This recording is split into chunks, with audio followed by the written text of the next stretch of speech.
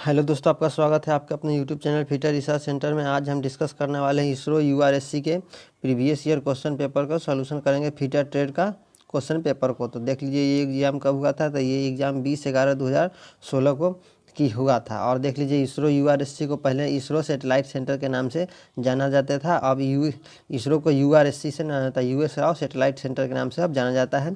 पहले ISRO satellite centre के नाम से जाना जाता था। तो देख लीजिए ये टेक्नीशियन बी फीटर का क्वेश्चन पेपर है। 20/11/2016 को आपका एग्ज़ाम हुआ था। एग्ज़ाम आपका 60 क्वेश्चन का हुआ था। तो चलिए शुरू करते हैं। तो शुरू करने से पहले चैनल पर पहली बार आए हो तो सब्सक्राइब कर दीजिएगा, वीडियो को लाइक कर दीजिएगा, अपने दोस्तों में शेयर कर दीजिएगा। और इसरो के तैयारी कर रहे हैं तो इसरो के प्रीवियस ईयर सारे क्वेश्चन को नहीं देखे हैं तो प्लेलिस्ट बन चुका है, जाके आप वहाँ देख सकते हैं। चाहे इसरो के किसी भी डिपार्टमेंट का हो, जैसे यूआरएससी हो, बीएसएससी हो, एसएसी हो, एसडीएससी हो, तो सभी आप प्रीवियस ईयर को ज़रूर लगाएं। तो चलिए शुरू करते हैं 1 नंबर क्वेश्चन से। चैनल पर पहली बार आए हों तो सब्सक्राइब कर दीजिएगा, वीडियो को लाइक कर दीजिएगा, अपने दोस्तों में शेयर कर दीजिएगा। चलिए, तो इसमें 60 क्वेश्चन है टोटल। तो हम 1 नंबर क्वेश्चन से यहाँ से स्टार्ट करते हैं। चलिए 1 नंबर क्वेश्चन से स्टार्ट करते हैं। क्या कह रहा है कि which is not the part of file, मतलब कौन सा रेती का भाग नहीं है। ऑप्शन देखते हैं, शोल्डर, हील, फेरुल और बैरल। तो हम जानते हैं कि हमारा रेती का कौन कौन भाग होता है, तो शोल्डर भी होता है, हील भी होता है, फेरुल भी होता है, लेकिन ये बैरल माइक्रोमीटर में होता है। तो ऑप्शन नंबर डी यहाँ से करेक्ट हो जाएगा। 1 का ऑप्शन नंबर डी यहाँ से करेक्ट हो जाएगा। चलिए नेक्स्ट क्वेश्चन की ओर चलते हैं। 2 नंबर में क्या कहता है कि the file used of filing leather is, मतलब रेती जिसे घिसने के लिए उपयुक्त है, जिस चमड़े के घिसने के लिए उपयुक्त है, मतलब लेदर को घिसने के लिए कौन सा रेती का यूज किया जाता है। तो ऑप्शन देखते हैं, single cut, double cut, रास्प cut या कर्व कट। तो हम जानते हैं कि लेदर चमड़े की फाइलिंग करने के लिए हम रास्प कट फाइल का यूज करते हैं। तो ऑप्शन नंबर सी यहाँ से हमारा करेक्ट आंसर हो जाएगा। तो 2 का सी यहाँ से करेक्ट आंसर हो जाएगा। चलिए नेक्स्ट चलते हैं 3 नंबर क्वेश्चन में। 3 नंबर क्वेश्चन क्या कह रहा है कि 1 माइक्रोन बराबर कितना सेंटीमीटर होता है।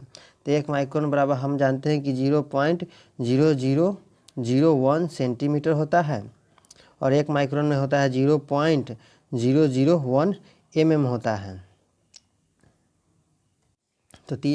तो हमारा यहाँ पर ऑप्शन नंबर बी करेक्ट हो जाएगा, 0.001 सेंटीमीटर। चलिए नेक्स्ट क्वेश्चन है 4 नंबर। 4 नंबर क्या कहता है कि what is the point angle of prick punch which is use for marking light punch marks. मतलब क्या कह रहा है कि प्रिक पंच के बिंदु कोण जिसे हल्के छेद चिन्ह को बनाने के लिए किया जाता है वो कौन सा है। तो ऑप्शन देखते हैं, 45 डिग्री, 100 डिग्री या 75 डिग्री या 30 डिग्री। तो क्या कह रहा है देख लीजिए, मार्किंग लाइट पंच मार्क्स, मतलब लाइट पंच हल्के के, तो प्रिक हल्के के लिए हो जाएगा, यहाँ पर 30 डिग्री आंसर हो जाएगा। तो प्रिक पंच 2 प्रकार का होता है, एक 60 डिग्री प्रिक पंच है, एक 30 डिग्री प्रिक पंच। तो यहाँ देख लीजिए मार्किंग लाइट पंच मतलब हल्के चिन्ह के लिए तो हम 30 डिग्री प्रिक पंच का यूज करेंगे। तो ऑप्शन नंबर डी यहाँ से करेक्ट हो जाएगा, 30 डिग्री। चलिए नेक्स्ट क्वेश्चन की ओर चलते हैं 5 नंबर। 5 नंबर क्या कह रहा है, तो देख लीजिए 5 नंबर क्या कह रहा है कि the engineers hammer is specified by it's. Option देखते हैं, वॉल्यूम के अकॉर्डिंग या लेंथ ऑफ हैंडल या वेट या मटेरियल। तो इसका आंसर क्या हो जाएगा। तो हैमर के हम जानते हैं कि हैमर को हम 2 तरफ से डिनोट करते हैं। एक होता है कि उसके भार से, एक भार से, और उसके पिन क्या जैसे कि कौन सा है, बॉल पिन हैमर है कि क्रॉस पिन हैमर के स्ट्रेट पिन के, पेन के हिसाब से। पेन यहाँ पर नहीं दिया गया तो यहाँ पर वेट यहाँ पर हमारा करेक्ट आंसर हो जाएगा। 5 नंबर का सी यहाँ से करेक्ट आंसर हो जाएगा। चलिए नेक्स्ट है 6 नंबर क्वेश्चन।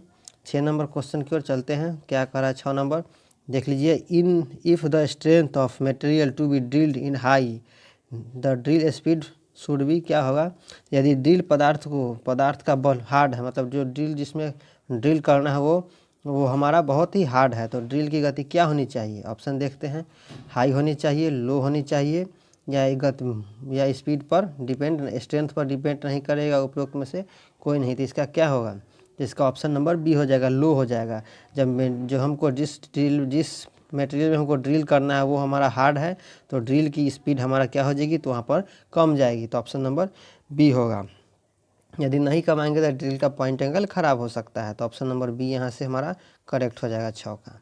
नेक्स्ट है 7 नंबर। चलिए 7 नंबर क्वेश्चन की ओर चलते हैं। क्या कह रहा है 7 नंबर की ड्रिलिंग गति मतलब ड्रिलिंग स्पीड देख लीजिए आपका कितना है, तो 44 मिनट प्रति मिनट, और डायमीटर आपका कितना है तो 20 एम है। तो यहाँ पर आरपीएम आपको निकालना है। तो आरपीएम बराबर क्या होता है, तो हम जानते हैं कि आरपीएम बराबर होता है सी एस गुने 1000, CS गुने 1000 बटे पाई डी होता है, पाई डी होता है। तो इसको सॉल्व करते हैं तो CS गुने 1000, तो CS कटिंग स्पीड कितना है तो 44 गुने 1000 बटे पाई का मान 22 होता है, 22 और 7 ऊपर चला जाएगा। और यहाँ पर डायमीटर का मान है, तो डायमीटर कितना है तो 20 mm दिया गया है। तो यहाँ से भी एक शून्य से एक शून्य काट देंगे, 2 से यहाँ से ये कट जाएगा 50 बार में, 11 से ये कटेगा 2 बार में, 11 से ये 4 बार में कटेगा। फिर ये 2 से काट देंगे इसको 2 बार में, तो 50 × 2 हाँ 100 गुने 7 मतलब 700। तो हमारा कट कुट के 700 हमारा आंसर यहाँ पर आ जाएगा कि आरपीएम हमारा 700 आएगा। तो ऑप्शन नंबर डी में यहाँ पर 700 दिया गया है, 7 का डी यहाँ से करेक्ट हो जाएगा। चलिए नेक्स्ट क्वेश्चन क्या कह रहा है 8 नंबर कि what is coolant use of machining cast iron मतलब कास्ट आयरन की मशीनिंग के लिए कौन सा कूलेंट उपयोग किया जाता है। ऑप्शन देखते हैं soluble oil, chemical oil, mineral oil और नो कूलेंट। तो हम जानते हैं कि कास्ट आयरन को हम मशीनिंग करना हो तो उसमें कौन सा शीतलक मतलब कौन सा कूलेंट का यूज़ करते हैं, तो उसमें हम कोई कूलेंट यूज़ नहीं करते, उसमें हम एयर के हवा का यूज़ करते हैं। तो ऑप्शन नंबर डी यहाँ से करेक्ट हो जाएगा।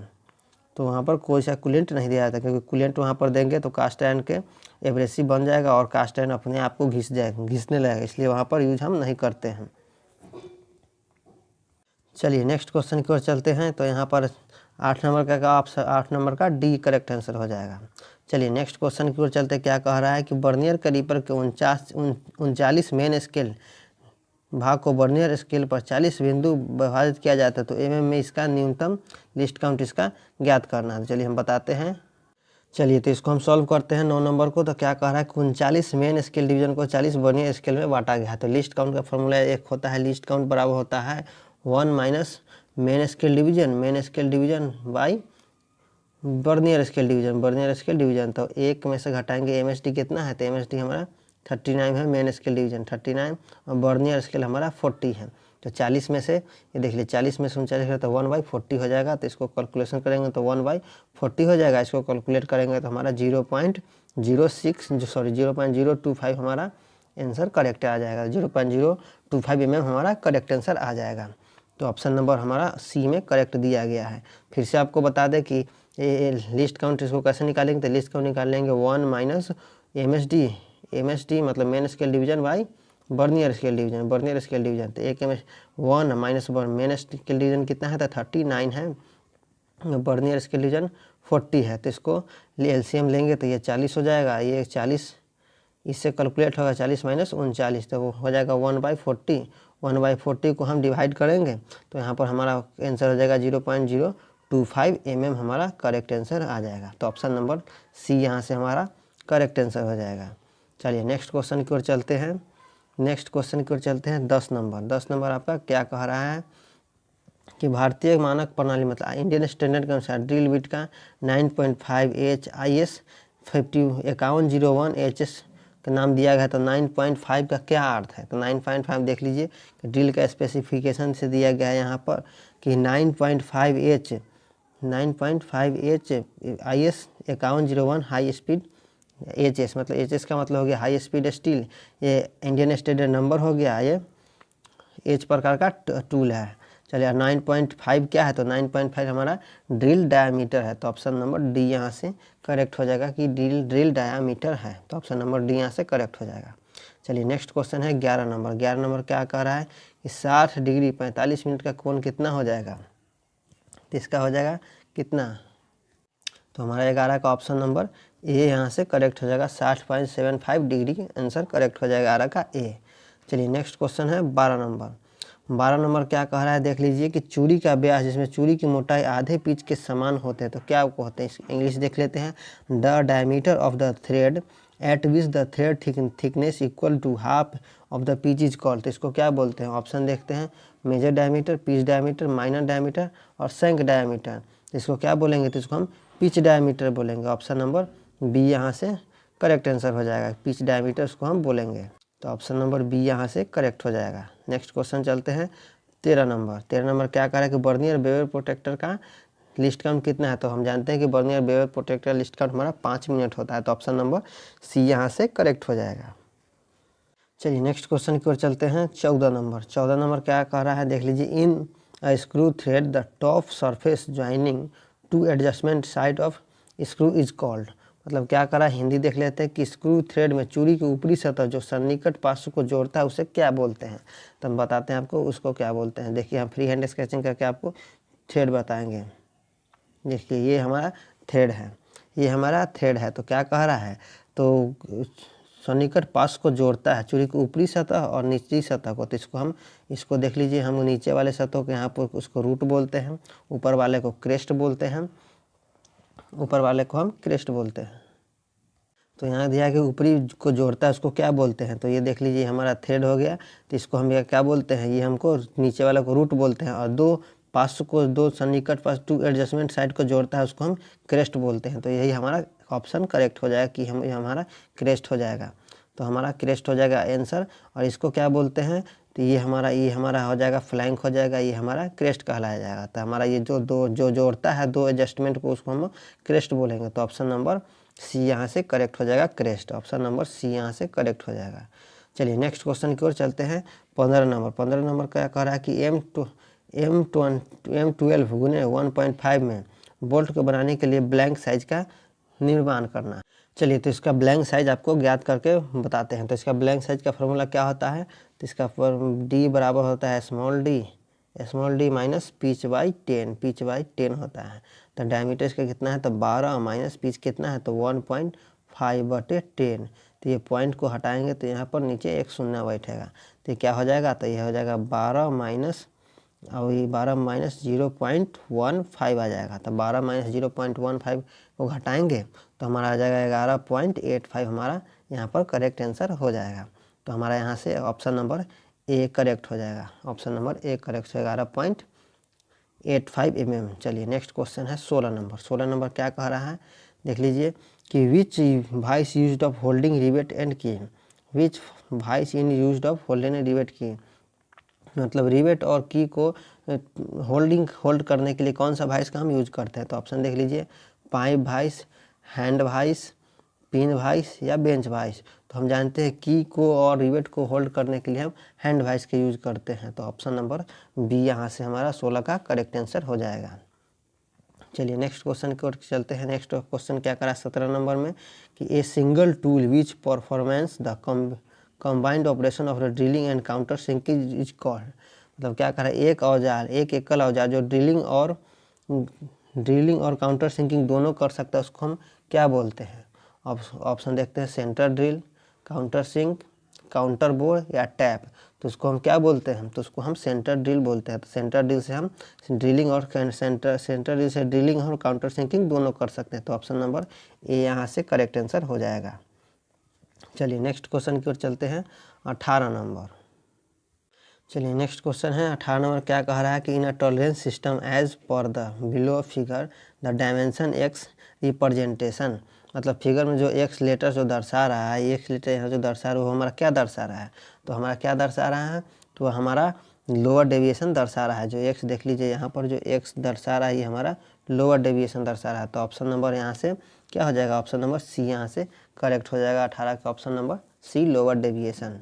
चलिए नेक्स्ट क्वेश्चन की ओर चलते हैं। क्या कह रहा है 19 नंबर कि in a hole and sub tolerance system a small letter indicates fundamental deviation. मतलब होल और सॉफ्ट बेसिस टॉलरेंस सिस्टम में स्मॉल लेटर से किसको इंडिकेट करते हैं, तो हम स्मॉल लेटर से हम सॉफ्ट को इंडिकेट करते हैं। तो 19 का बी यहाँ से करेक्ट हो जाएगा हमारा सॉफ्ट। 19 का बी करेक्ट आंसर हो जाएगा। चलिए नेक्स्ट क्वेश्चन की ओर चलते हैं। क्या कह रहा है 20 नंबर क्या कह रहा है कि छिद्र और सॉफ्ट की सहायता का प्रतिनिधित्व जैसे चित्र के नीचे दिया गया इस फिट को क्या कहते हैं। तो देख लीजिए फिगर दिया गया है आपको, इस फिट का पूछ रहा है। तो ये कौन सा हमारा फिट हो जाएगा, तो इसका कौन सा फिट हो जाएगा, तो ये हमारा इंटरफेरेंस फिट हो जाएगा। तो ऑप्शन नंबर बी यहाँ से आपका करेक्ट आंसर हो जाएगा। तो हमारा ऑप्शन नंबर बी करेक्ट हो जाएगा, इंटरफेरेंस फिट। चलिए नेक्स्ट क्वेश्चन देखते हैं 21 नंबर। 21 नंबर क्या कह रहा है कि pneumatic drill is operate by, मतलब पी न्यूमेटिक ड्रिल किससे ऑपरेट होता है। तो ऑप्शन देखते हैं, इलेक्ट्रिक पावर से, कंप्रेस्ड एयर एनर्जी से, या मस्कुलर पावर से या हाइड्रोलिक एनर्जी से। तो हम जानते हैं कि हमारा प्यूनेमेटिक ड्रिल होता है वो हमारा कंप्रेस्ड एयर एनर्जी से यूज होता है, चलता है। तो ऑप्शन नंबर बी यहाँ से इसका करेक्ट आंसर हो जाएगा। तो ऑप्शन नंबर बी करेक्ट हो जाएगा। हाइड्रोलिक से जो चलता है वो, तो यहाँ से 21 नंबर का आपका बी हो जाएगा आंसर। चलिए नेक्स्ट क्वेश्चन चलते हैं 22 नंबर की ओर। ये देखिए 22 नंबर क्या कह रहा है, देख लीजिए कि छिद्र टेबल जैसा नीचे दर्शाए के दो छिद्र के बीच की दूरी का पता लगाना है। तो देख लीजिए यहाँ पर दो होल के बीच की दूरी को देख लीजिए। एक्स लेटर इसको डिनोट करता है तो ये इधर भागेगा, वाई लेटर डिनोट करता है तो उधर भागेगा। तो 1 नंबर के लिए 1 यहाँ दिया गया है, 2 नंबर के लिए दिया है तो एक्स के लिए यह 5 दिया गया है और वाई के लिए 25 दिया गया है। तो दोनों सेंटर से सेंटर के बीच की दूरी को हम 25 दर्शाएंगे तो हमारा 25 करेक्ट आंसर हो जाएगा। तो ऑप्शन नंबर ए यहाँ से इसका करेक्ट आंसर हो जाएगा। चलिए नेक्स्ट क्वेश्चन की ओर चलेंगे। नेक्स्ट क्वेश्चन क्या कह रहा है 23 नंबर कि what is the angle theta represent in the cutting of tool figure given below. मतलब थीटा किसको प्रेजेंट करता है, देख लीजिए यहाँ पर जो थीटा जो दिया गया है वो किसको प्रेजेंट करता है। ऑप्शन देख लेते हैं, क्लियरेंस एंगल को, रेक एंगल को, वेज एंगल को या नॉन ऑफ दिस। तो हम इसको क्या करते हैं, तो ये हमारा वेज एंगल दर्शाता है। तो हमारा 23 का सी करेक्ट हो जाएगा, वेज एंगल। तो हमारा 23 का सी वेज एंगल हो जाएगा। चलिए तो ऑप्शन नंबर इसका सी करेक्ट हो जाएगा। चलिए नेक्स्ट क्वेश्चन है 24 नंबर। 24 नंबर क्या कह रहा है कि as the rake angle of the cutting tool reduce is strength will. मतलब क्या कह रहा है, जैसे कटिंग उपकरण टूल में रेक कोण कम होता है तो क्या होता है, तो जो प्रेशर जो होता है स्ट्रेंथ तो क्या होगा, बढ़ेगा, कम होगा या कोई प्रभाव नहीं पड़ेगा, इनमें से कोई नहीं। तो ऑप्शन नंबर क्या होगा, ऑप्शन नंबर इसका रेक कोण कम होगा तो इसका स्ट्रेंथ बढ़ेगा। तो ऑप्शन नंबर 24 का ए यहाँ से करेक्ट आंसर हो जाएगा। चलिए नेक्स्ट क्वेश्चन की ओर चलते हैं 25 नंबर। 25 नंबर दिया गया है क्या, identify having material in the given object. मतलब विकल्प में सबसे भारी पदार्थ की पहचान करें। ऑप्शन देखते हैं, माइल्ड स्टील, एल्यूमिनियम, प्लास्टिक और लेड। चलिए तो हम सबसे भारी मटेरियल को पहचानेंगे। पहचान करने के लिए सबको हम आपको घनत्व डेंसिटी आपको बताना पड़ेगा। तो सबसे पहले ऑप्शन के अनुसार तो माइल्ड स्टील, माइल्ड स्टील का घनत्व तो कितना होता है, तो माइल्ड स्टील का डेंसिटी हमारा 7.8 ग्राम पर सेंटीमीटर क्यूब होता है, पर सेंटीमीटर क्यूब होता है। एल्युमिनियम का कितना होता है, एल्युमिनियम का होता है हमारा 2.7 ग्राम पर सेंटीमीटर क्यूब होता है। और प्लास्टिक का हमको नहीं पता है। और लेड का कितना होता है, तो लेड का होता है 11.34 ग्राम पर सेंटीमीटर क्यूब। तो सबसे भारी कौन सा हो जाएगा, तो ऑप्शन के हिसाब से सबसे भारी यहाँ पर लेड हो जाएगा, सीसा। और प्लास्टिक तो ऐसे ही एल्युमिनियम से भी हल्का हो जाएगा तो ये नहीं होगा। तो सबसे भारी हमारा यहाँ पर सीसा हो जाएगा।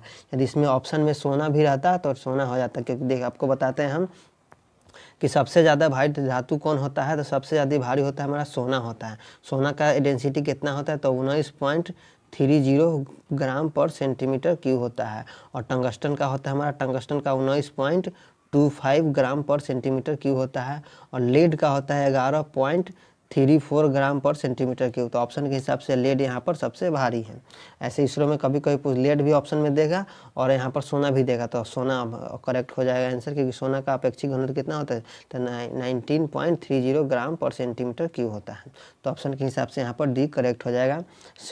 लेड का घनत्व कितना होता है, तो 11.34 ग्राम पर सेंटीमीटर क्यूब होता है।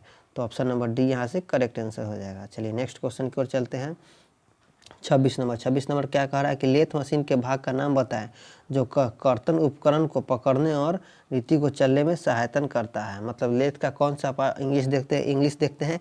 Name of the part of the lathe machine that provides the method of holding and moving the cutting tool. मतलब लेथ मशीन का कौन सा पार्ट है जो कटिंग टूल को प्रोवाइड होल्डिंग और मूवमेंट करता है। तो ऑप्शन देख लेते हैं, बेड है, हेड स्टॉक है, कैरेज है या टेल स्टॉक है। तो हमारा कौन सा आंसर हो जाएगा, तो हमारा यहाँ पर कैरेज हमारा करेक्ट आंसर हो जाएगा। ऑप्शन नंबर सी यहाँ से कैरेज करेक्ट आंसर हो जाएगा। लेकिन ध्यान दे तो यहाँ पर टेल स्टॉक भी थोड़ा संभावना जा सकता है, क्योंकि ड्रिलिंग में हम यहाँ पर ड्रिलिंग रीमिंग ऑपरेशन में, ड्रिलिंग रिलेटेड ऑपरेशन में टेल स्टॉक का भी यूज करते हैं।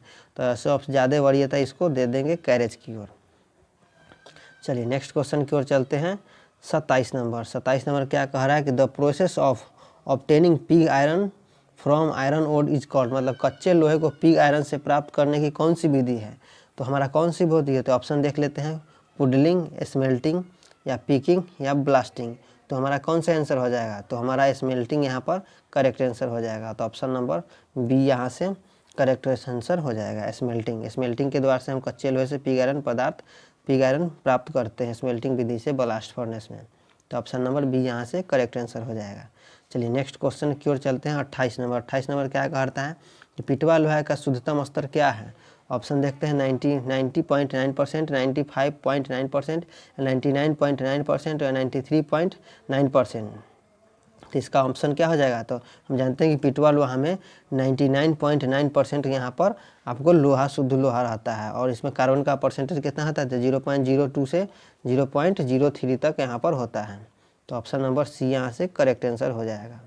नेक्स्ट क्वेश्चन करते हैं 29 नंबर। 29 नंबर क्या कह रहा है देख लीजिए कि लोहे में 29 नंबर देख लीजिए कि लोहे में जैसे जैसे कार्बन की परसेंटेज बढ़ेगी वह क्या हो जाएगी। तो लोहे में जैसे जैसे कार्बन की परसेंटेज बढ़ेगी वो हमेशा हार्ड होती चली जाएगी। तो ऑप्शन नंबर बी यहाँ से करेक्ट आंसर हो जाएगा। 29 का बी यहाँ से करेक्ट हो जाएगा। चलिए नेक्स्ट क्या कह रहा है एपॉक्सी। तो 30 नंबर क्वेश्चन एपॉक्सी क्या है। तो एपॉक्सी क्या है, तो एपॉक्सी देख लेते हैं। ऑप्शन देखते हैं थर्मोप्लास्टिक है या थर्मोसेटिंग प्लास्टिक है या नॉन फेरस मेटल है या फेरस मेटल है। तो एपॉक्सी हमारा क्या होता है, तो एपॉक्सी हमारा थर्मोसेटिंग प्लास्टिक के अंतर्गत आता है। तो ऑप्शन नंबर बी यहाँ से 30 का करेक्ट आंसर हो जाएगा। तो 30 का हमारा बी करेक्ट आंसर हो जाएगा। चलिए नेक्स्ट क्वेश्चन की ओर चलते हैं 31 नंबर की ओर। 31 नंबर क्या कह रहा है कि भट्ठी में भित्ति के अंदर अंदरूनी सतह पर उपयुक्त पदार्थ को उच्च ताप भौतिकी और रसायन प्रतिक्रिया का प्रतिरोध करता है और क्या कहलाता है। ऑप्शन देखते हैं, इंग्लिश देखते हैं। The material used of furnace will as a innermost layer to resist high temperature physical and chemical reaction is called. तो उसको हम क्या बोलते हैं, तो उसको हम क्या बोलते हैं। ऑप्शन देखते हैं epoxy, charcoal, refractory, nitriding. Epoxy होगा नहीं, चारकोल होगा नहीं, नाइट्राइडिंग ये होगा नहीं। तो ऑप्शन सी करेक्ट यहाँ से हो जाएगा रिफैक्ट्री। तो ऑप्शन नंबर सी हो जाएगा अपवर्तक मतलब refractory. Option number C correct answer हो जाएगा यहाँ से। चलिए नेक्स्ट क्वेश्चन की ओर चलते हैं कि फोर्जिंग प्रक्रिया जिसमें भट्ठी के लंबाई कम होती है तथा अनुप्रस्थ काट ज़्यादा होती है उसको हम क्या बोलते हैं। तो ऑप्शन देख लेते हैं यहाँ से कि ऑफसेटिंग होता है, ड्राइंग आउट होता है या शॉर्टेनिंग होता है या ड्रिफ्टिंग होता है। तो इंग्लिश देख लेते हैं। The forging process in which the length of forge reduce and cross section increase is called. तो देख लीजिए यहाँ फोर्ज करके क्रॉस सेक्शन को बढ़ाना है, क्रॉस सेक्शन को बढ़ाना है। तो ऑप्शन नंबर क्या हो जाएगा, ऑप्शन नंबर यहाँ से 32 का कौन सा आंसर हो जाएगा। तो 32 का यहाँ से हमारा ऑफसेटिंग आंसर करेक्ट हो जाएगा। 32 का ऑफसेटिंग करेक्ट हो जाएगा और 32 का ए करेक्ट हो जाएगा यहाँ से। चलिए 32 का यहाँ से हमारा ए करेक्ट हो जाएगा। चलिए 33 नंबर की ओर चलते हैं। क्या कह रहा है कि the process of stiffening edge of sheet metal article by folding is called. मतलब धातु परत धातु वस्तु को किनारे से मोड़ कर सख्त बनाने की प्रक्रिया को क्या बोलते हैं। ऑप्शन देख लेते हैं नॉचिंग, हेमिंग, पंचिंग या स्नीपिंग। तो इसका आंसर क्या हो जाएगा, तो इसका आंसर हो जाएगा हेमिंग। हेमिंग प्रक्रिया मोड़ कर हम सख्त किनारे को मोड़ कर हम हार्ड बनाते हैं तो उसको हम हेमिंग कहते हैं। तो ऑप्शन नंबर बी यहाँ से करेक्ट आंसर हो जाएगा। 33 का बी यहाँ से करेक्ट आंसर हो जाएगा हेमिंग। चलिए नेक्स्ट क्वेश्चन है 34 नंबर। 34 नंबर क्या कह रहा है कि एक खोखले पतले बेलन जिसका व्यास 7 सेंटीमीटर और लंबाई 10 सेंटीमीटर इसके सतह क्षेत्रफल का पता लगाएं। तो यहाँ पर बेलन का क्षेत्रफल निकालना है। चलिए तो यहाँ पर 34 का है कि बेलन का क्षेत्रफल निकालना है। तो यहाँ पर 220 सेंटीमीटर हो जाएगा। ये आसान है, आप लोग बना लीजिएगा इसको। चलिए नेक्स्ट क्वेश्चन है 35 नंबर। 35 नंबर क्या कह रहा है कि what is the colour code of acetylene cylinder on oxy acetylene gas welding. तो ऑक्सी एसिटिलीन गैस वेल्डिंग में एसिटिलीन सिलेंडर का रंग क्या होता है, तो एसिटिलीन सिलेंडर का रंग हमारा मैरून होता है। तो ऑप्शन नंबर बी यहाँ से करेक्ट आंसर हो जाएगा कि एसिटिलीन सिलेंडर का रंग यहाँ से हमारा मैरून होता है। और यहाँ से देखते हैं कि लाल किसके लिए हो जाएगा, तो लाल रंग का सिलेंडर हमारा हाइड्रोजन के लिए हो जाएगा और काला हमारा यहाँ पर ऑक्सीजन के लिए हो जाएगा और मैरून हमारा एसिटिलीन के लिए हो जाएगा। चलिए नेक्स्ट क्वेश्चन की ओर चलते हैं। Option number 36, what is the torque of unit of torque. मतलब बल आघूर्ण का यूनिट टॉर्क का यूनिट आपको बताना है। तो टॉर्क का यूनिट क्या होता है, तो ऑप्शन देखते हैं केजी पर सेंटीमीटर स्क्वायर या केजी प्रति सेंटीमीटर या केजी सेंटीमीटर या ग्राम पर सेंटीमीटर। तो हमारा यहाँ पर 36 का क्या आंसर हो जाएगा, 36 का जो केजी सेंटीमीटर हो जाएगा। तो ऑप्शन नंबर सी यहाँ से करेक्ट आंसर हो जाएगा। चलिए नेक्स्ट क्वेश्चन है 37 नंबर कि एलपीजी का फुल फॉर्म क्या है, तो ये आसान है, आप लोग इसको बना लीजिएगा। लिक्विड पेट्रोलियम गैस होता है, तो ऑप्शन नंबर बी यहाँ से करेक्ट हो जाएगा। नेक्स्ट क्वेश्चन है 38 नंबर। 38 नंबर क्या कह रहा है कि एल्युमिनियम प्लेट की वेल्डिंग के लिए कौन सा वेल्डिंग छड़ी उपयुक्त करेंगे, मतलब what is the welding rod use of welding aluminium plates, मतलब एल्युमिनियम प्लेट्स की वेल्डिंग के लिए कौन सा हम वेल्डिंग रॉड का यूज करते हैं। तो ऑप्शन देखते हैं हम, हाई कार्बन स्टील या कॉपर सिल्वर एलॉय या प्योर एल्युमिनियम या ब्रोंज। तो ऑप्शन नंबर यहाँ से कौन सा आंसर हो जाएगा इसका, तो ऑप्शन नंबर हो जाएगा प्योर एल्युमिनियम। तो एल्युमिनियम को हम वेल्डिंग करना हो तो प्योर एल्युमिनियम के एब्रेसिव मटेरियल का यूज हम करेंगे, तो ऑप्शन नंबर सी यहाँ से करेक्ट आंसर हो जाएगा। नेक्स्ट है 39 नंबर की 104 डिग्री फ़ारेनहाइट को डिग्री सेल्सियस में बदले, तो ये आपको बदल देंगे 1 - 32/100, ये फार्मूला होता है, उसको हम इसको फार्मूला से कर लीजिएगा तो 23 डिग्री सेल्सियस आपका करेक्ट आंसर निकल जाएगा, तो ऑप्शन नंबर सी। चलिए नेक्स्ट है 40 नंबर। 40 नंबर क्या कह रहा है कि फिलेट वेल्ड का वेल्डिंग चिन्ह क्या है, what is the symbol of fillet weld.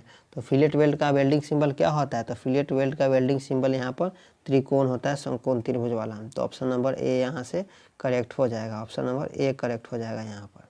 चलिए नेक्स्ट क्वेश्चन है 41 नंबर। 41 नंबर क्या कह रहा है कि नीचे दिए गए चित्र में टेपर्ड पिन का सबसे छोटा व्यास क्या हो जाएगा। तो देख लीजिए, सबसे छोटा व्यास आपको यहाँ पर ज्ञात करना है, तो सबसे बड़ा व्यास यहाँ पर है 20 डायमीटर, यहाँ पर 20 दिया गया है, तो टेपर रेशियो 1:50 है, तो ऑप्शन नंबर क्या हो जाएगा, तो 1:50 दिया गया है, तो यहाँ पर क्या हो जाएगा, तो हमारे यहाँ पर 16 आंसर करेक्ट हो जाएगा, 41 का डी करेक्ट आंसर हो जाएगा। चलिए नेक्स्ट क्वेश्चन की ओर चलते हैं। 42 नंबर। 42 नंबर क्या कह रहा है कि इलेक्ट्रोप्लेटिंग प्रक्रिया में लंबन किए गए जाने वाली वस्तु के रूप में क्या यूज किया जाता है। इंग्लिश देखते हैं हम, in electroplating process at item to be coating in used as, मतलब इलेक्ट्रोप्लेटिंग प्रोसेस में किस चीज़ का हम कोटिंग करते हैं। ऑप्शन देखते हैं, कैथोड का, एनोड का, इलेक्ट्रोड का या नॉन ऑफ दिस। तो इसे किस में हम कोटिंग करते हैं, तो हमारा कैथोड का यूज करते हैं, तो ऑप्शन नंबर ए करेक्ट हो जाएगा। 42 का ए करेक्ट हो जाएगा, कैथोड का यूज करते हैं, इलेक्ट्रोप्लेटिंग की जाने वाली वस्तु में कैथोड की कोटिंग हम करते हैं, तो ऑप्शन नंबर ए यहाँ से करेक्ट आंसर हो जाएगा। चलिए नेक्स्ट क्वेश्चन चलते हैं 43 नंबर कि pick the material which of the least coefficient of thermal expansion, मतलब उसमें विस्तार के न्यूनतम गुणांक किस पदार्थ में है उसको चुनना है। तो ऑप्शन के हिसाब से चलेंगे इसमें कि माइल्ड स्टील है या एल्युमिनियम है या इनवर स्टील है या टाइटेनियम है। तो इसका आंसर क्या हो जाएगा, तो इसका आंसर हो जाएगा सी ऑफ जाएगा इनवर स्टील। इनवर स्टील में को थर्मल एक्सपेंशन की सबसे कम इसलिए कम बनाया जाता है, तभी तो इसका वर्नियर कैलिपर, माइक्रोमीटर आदि में इसका यूज किया जाता है इनवर स्टील का। तो थर्मल एक्सपेंशन किसमें सबसे कम होता है, तो इनवर स्टील में होता है, तो ऑप्शन नंबर सी यहाँ से करेक्ट हो जाएगा। चलिए नेक्स्ट क्वेश्चन है 44 नंबर। 44 नंबर क्या कह रहा है कि नीचे दिए गए चित्र के अनुसार छड़ी का वक्र आकार में मोड़ा गया है, तब सबसे ऊपरी सतह की डैश के अधीन है। तो ऑप्शन देख लीजिए, कंप्रेसिव फोर्स के अधीन है या टेंसाइल फोर्स के अधीन है या ट्विस्टिंग फोर्स के अधीन है या नो फोर्स है। तो इसका आंसर क्या हो जाएगा, या टेंसाइल फोर्स के अधीन है, तो ऑप्शन नंबर बी यहाँ से करेक्ट हो जाएगा। 44 का बी करेक्ट हो जाएगा। चलिए नेक्स्ट क्वेश्चन की ओर चलते हैं। यहाँ पर 45 नंबर। 45 नंबर क्या कह रहा है कि दो आरंभ चूड़ी पेच की लीड एल और पिच पी है, तो पिच के संबंध में क्या है, तो लीड बराबर पिच होता है, तो ऑप्शन नंबर ए यहाँ से 45 का करेक्ट। सॉरी यहाँ पर दो आरंभ चूड़ी है, 2 स्टार्टर थ्रेड है, तो यहाँ पर ऑप्शन नंबर सी करेक्ट हो जाएगा। 2 लीड बराबर 2 इंटू पिच होता है। हम यहाँ पर दो आरंभ चूड़ी को नहीं देखे थे, यहाँ पर हम सीधा आरंभ चूड़ी को लिखे थे। हमको बोल रहा है कि सिंगल स्टार्टर थ्रेड है तो लीड बराबर पिच होता है, लेकिन यहाँ पर इंग्लिश में दिया गया 2 शाफ्ट स्क्रू, मतलब यहाँ पर डबल स्टार्टर थ्रेड है, तो इसका आंसर हो जाएगा लीड बराबर 2 पिच हो जाएगा, तो ऑप्शन नंबर सी यहाँ से करेक्ट हो जाएगा 45 का। नेक्स्ट है 46 नंबर। 46 नंबर क्या कह रहा है, तो ठोस लुब्रिकेंट को यहाँ पर पहचानना है। ऑप्शन देखते हैं, कैल्कुलम डाइऑक्साइड या मोलिब्डेनम डाइसल्फाइड या पोटेशियम डाइसल्फाइड या सोडियम डाइसल्फाइड। तो ठोस स्नेह कौन है, सॉलिड लुब्रिकेंट। तो सॉलिड लुब्रिकेंट इसका कौन सा हो जाएगा, तो मोलिब्डेनम डाइसल्फाइड हो जाएगा, तो ऑप्शन नंबर बी यहाँ से करेक्ट हो जाएगा। Molybdenum disulphide, option number B यहाँ से करेक्ट हो जाएगा 46 का। चलिए नेक्स्ट क्वेश्चन है 47 नंबर। 47 नंबर क्या कह रहा है, किस मशीनिंग प्रक्रिया में बड़ी राशि में पदार्थ को निकाला जाता है। In which machining process large amount of material is removed, मतलब सबसे ज़्यादा कौन सा ऑपरेशन है, मशीनिंग ऑपरेशन है जिसमें हम सबसे ज़्यादा मेटल को निकालते हैं। तो ऑप्शन देख लेते हैं, लैपिंग है, मिलिंग है, होनिंग है या वॉफिंग है। तो इसका आंसर क्या हो जाएगा, तो इसका आंसर मिलिंग हो जाएगा। तो मिलिंग में सबसे ज़्यादा हम इसमें ऑप्शन के हिसाब से सबसे ज़्यादा हम मिलिंग में हम यहाँ पर पदार्थ को निकालते हैं। होनिंग नहीं होगा, वॉफिंग नहीं होगा, लैपिंग ये सब होता है, उसको सरफेस फिनिश ऑपरेशन होता है। ये हमारा मिलिंग यहाँ से करेक्ट आंसर हो जाएगा। तो ऑप्शन नंबर बी यहाँ से करेक्ट है। चलिए नेक्स्ट क्वेश्चन है 48 नंबर। 48 नंबर क्या कह रहा है कि फीट का नाम बताया जो शाफ्ट के कमरे में तापमान के नीचे शीतल किया जाता है जब तक वह छिद्र में फिट न हो जाए और कमरे के ताप पर प्राप्त करने के लिए समकालन की अनुमति देता है। तो इसको क्या बोलते हैं, ऑप्शन देखते हैं, press fit expansion, press fit shrinking, hydraulic press fit या नॉन ऑफ दीज। तो इसको क्या बोलेंगे, तो इसको हम प्रेस फिट बाय एक्सपेंशन बोलते हैं। कि थर्मल एक्सपेंशन रहता है कि उसको गर्म किया जाता है, फिर इसको कमरे के ताप पर छोड़ दिया जाता है तो फिर आपसे फिट हो जाता है। इसको प्रेस फिट बाय एक्सपेंशन बोलते हैं। तो 48 का यहाँ पर ए करेक्ट आंसर हो जाएगा। चलिए नेक्स्ट क्वेश्चन क्या कह रहा है 49 नंबर। 49 नंबर कह रहा है picks the non conventional machine method in used reverse metal plating process, मतलब अवरोधी मशीनिंग रीति का चयन इसमें धातु प्लेटिंग प्रक्रिया को उपयोग किया जाता है। ऑप्शन देखते हैं, इलेक्ट्रिक डिस्चार्ज मशीनिंग या इलेक्ट्रोकेमिकल मशीनिंग या अल्ट्रासोनिक मशीनिंग या इलेक्ट्रोप्लेटिंग। तो इसका आंसर क्या हो जाएगा, इसका आंसर हो जाएगा हमारा इलेक्ट्रोकेमिकल मशीनिंग। तो इलेक्ट्रोकेमिकल मशीनिंग हमारे यहाँ से 49 का बी करेक्ट आंसर हो जाएगा। चलिए नेक्स्ट चलते हैं 50 नंबर की ओर। 50 नंबर क्या कह रहा है, देखिए उपकरण का नाम बता, name of the tool which is use to lift or move heavy load by leverage effect, मतलब कौन सा टूल है जो जिसके द्वारा भारी लोड को उठाने और खिसकाने के लिए यूज किया जाता है। ऑप्शन देखते हैं, होस्टिंग टूल, क्रोबार, फोर्कलिफ्ट या ब्रोचिंग टूल। तो इसका आंसर क्या हो जाएगा, इसका आंसर हो जाएगा हमारा क्रोबार।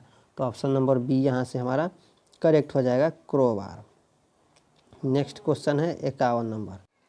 चलिए नेक्स्ट क्वेश्चन है 51 नंबर की मशीनिंग अनुरक्षण नियमावली में मशीन को चिकना लगाने की निरंतरता के संदर्भ में वर्ग लगाने की निरंतरता के संदर्भ में वर्ग चिन्ह क्या निर्देशित करता है। तो इसका स्क्वायर बता रहा है। स्क्वायर किसको डिनोट करता है, तो स्क्वायर हम जानते हैं कि स्क्वायर हमारा मंथली को डिनोट करता है। तो ऑप्शन नंबर सी यहाँ से करेक्ट हो जाएगा। तो यहाँ से 51 का सी करेक्ट हो जाएगा कि स्क्वायर किसको दर्शाता है, तो मंथली लुब्रिकेशन को दर्शाता है।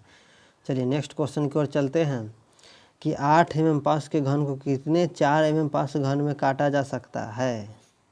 तो यहाँ से हम 52 को फार्मूला के हिसाब से बैठाएंगे घन के फार्मूला से। तो ऑप्शन नंबर ए यहाँ से करेक्ट निकल के आ जाएगा 8। तो 52 का हमारा 8 यहाँ से करेक्ट आंसर हो जाएगा। नेक्स्ट चलते हैं 53 नंबर की ओर। 53 नंबर क्या कह रहा है कि दो मात्रा में, इधर देखिए ये मात्रा दिया गया है, एक 25x² - 4 और एक दिया गया है 5x - 2। तो बी का पता लगाना है। तो बी का पता कैसे लगाएंगे, तो इसको गुना करेंगे। तो देख लीजिए ऑप्शन बी के हिसाब से इसको चलते हैं। तो 5 को 5x से गुना करेंगे तो 25x² और प्लस माइनस माइनस हो जाएगा 4, 2 × 2 हो जाएगा 4। तो option number B correct answer हो जाएगा इसका। तो ऑप्शन नंबर बी करेक्ट हो जाएगा 53 का। तो हम लोग ट्रेड के क्वेश्चन पर ज़्यादा ध्यान देंगे। तो ये देख लीजिए 54 नंबर ये है कि एक गोल एल्युमिनियम गेंद को पिघलाकर मूल को 1/3 आरडी त्रिज्या के छोटे गेंद बनाते कितने गेंद बनाए जा सकते हैं। तो इसको कितने गेंद बनाए जा सकते हैं, तो इसको 27 गेंद बनाए जा सकते हैं। तो ऑप्शन नंबर ए यहाँ से करेक्ट हो जाएगा। चलिए नेक्स्ट क्वेश्चन है क्या कह रहा है कि 55 की एक 63 kg भार के मिश्र धातु तांबा, जिंक और धातु का अनुपात 4:3:2 है। 30 मिश्र धातु में प्रत्येक धातु का वजन निकालना है। तो ये भी आसान ही है। इसको 4, 3, 7, 2, 9, 9 से 7 63 को डिवाइड करें तो 7 हो जाएगा। तो 7 × 4 28, 7 × 21, 7 × 14। तो ऑप्शन नंबर 53 का सी यहाँ से करेक्ट आंसर हो जाएगा। तो यहाँ से सी करेक्ट आंसर हो जाएगा कि 28, 21, 14 ऑप्शन नंबर सी 55 का करेक्ट हो जाएगा। चलिए नेक्स्ट क्वेश्चन की ओर चलते हैं। 56 नंबर क्या कह रहा है कि 75 मीटर क्यूब आयतन के धातु भार का 150 ग्राम है, तो उसी धातु के 300 मीटर क्यूब आयतन का पता लगाना है। चलिए तो हम 56 नंबर आपको बताते हैं कि 75 मीटर क्यूब को भार के 150 ग्राम है, तो 300 मीटर क्यूब का आयतन का पता लगाना है। तो देख लीजिए यहाँ पर लिखेंगे 75 मीटर क्यूब बराबर हो जाएगा 150, तो 1 मीटर क्यूब बराबर हो जाएगा 150/75 और यहाँ पर 300 का निकालना है, तो 300 से इसको मल्टीप्लाई कर देंगे। तो यहाँ से 25 से कट जाएगा कितना बार में, 25 से 3 बार में कट जाएगा, 25 से ये कट जाएगा 12 बार में, तो फिर ये 3 से कट जाएगा 4 बार में, तो 15 चौका 60, तो 660 पर 1 शून्य, तो 600 यहाँ से ग्राम हो जाएगा। तो ऑप्शन नंबर यहाँ से डी करेक्ट हो जाएगा 600 ग्राम। चलिए नेक्स्ट क्वेश्चन क्या कह रहा है, ऑप्शन 57 नंबर कि चलित पिंड की वायु द्वारा लगाए गए घर्षण बल को क्या कहते हैं। ऑप्शन देखते हैं, the friction force एक्सटेड by air on a moving body of cold, मतलब कि द फ्रिक्शन मतलब चलित पिंड को वायु द्वारा लगाए गए घर्षण बल को क्या बोलते हैं। ऑप्शन देखते हैं, प्रेशर, ड्रैग, लिफ्ट या उत्प्लावकता मतलब बायोएंसी। तो ऑप्शन इसका करेक्ट आंसर कौन सा हो जाएगा, तो इसको हमें ड्रैग हो जाएगा, घसीटना हो जाएगा। ऑप्शन नंबर बी यहाँ से करेक्ट हो जाएगा 57 का बी, घसीटना। चलिए नेक्स्ट क्वेश्चन क्या कह रहा है, 58 नंबर, एक स्पैनर का छोर में 300 न्यूटन का बल है, तो वास्तविक लंबाई 15 सेंटीमीटर, प्रयुक्त टॉर्क का पता लगाना है। तो फार्मूला बेस्ड है, इसको ऑप्शन नंबर सी करेक्ट है। यहाँ से 45 न्यूटन मीटर टॉर्क इसका निकल जाएगा, 45 न्यूटन मीटर टॉर्क यहाँ पर अब इसका निकल जाता है, तो ऑप्शन नंबर सी यहाँ से करेक्ट आंसर हो जाएगा। चलिए नेक्स्ट क्वेश्चन है कि what is the young module of mild steel. तो माइल्ड स्टील का यंग मॉड्यूल क्या होता है, तो माइल्ड स्टील का यंग मॉड्यूल होता है 210 × 10⁻9 न्यूटन मीटर स्क्वायर होता है। तो ऑप्शन नंबर बी यहाँ से करेक्ट हो जाएगा 59 का। चलिए नेक्स्ट क्वेश्चन है क्या कह रहा है, नेक्स्ट क्वेश्चन है 60 नंबर की उचित वृत्ताकार शंकु जिसका तल से लंबाई h है, तो उसका गुरुत्व केंद्र क्या होता है। तो गुरुत्व केंद्र हम जानते हैं कि हमारा 4 होता है, लंबाई का 1/4 होता है, तो h/4 यहाँ से करेक्ट आंसर हो जाएगा।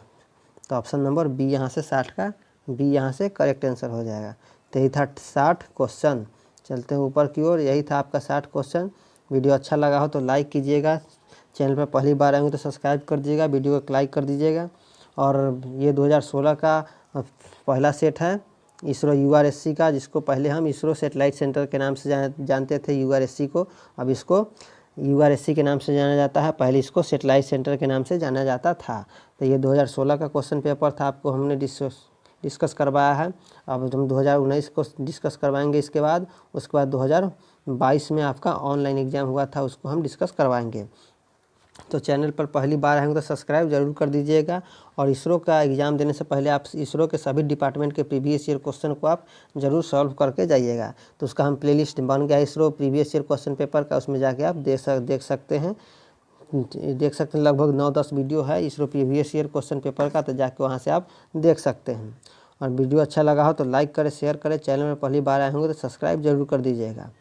और सब्सक्राइब कर दीजिए क्योंकि आगे हम आने वाले एग्ज़ाम का URSC का अगला 2019 में एग्ज़ाम हुआ था, उसको हम सॉल्व करवाएंगे अगले वीडियो में। उसके बाद 2022 में जो ऑनलाइन एग्ज़ाम हुआ था उसको सॉल्व करवाएंगे। तो वीडियो अच्छा लगा हो तो लाइक कर दीजिएगा, चैनल पर पहली बार आए हों तो सब्सक्राइब कर दीजिएगा। कोई भी क्वेश्चन में डाउट हो तो कमेंट जरूर कीजिएगा। चलिए वीडियो लास्ट तक देखने के लिए आपका धन्यवाद।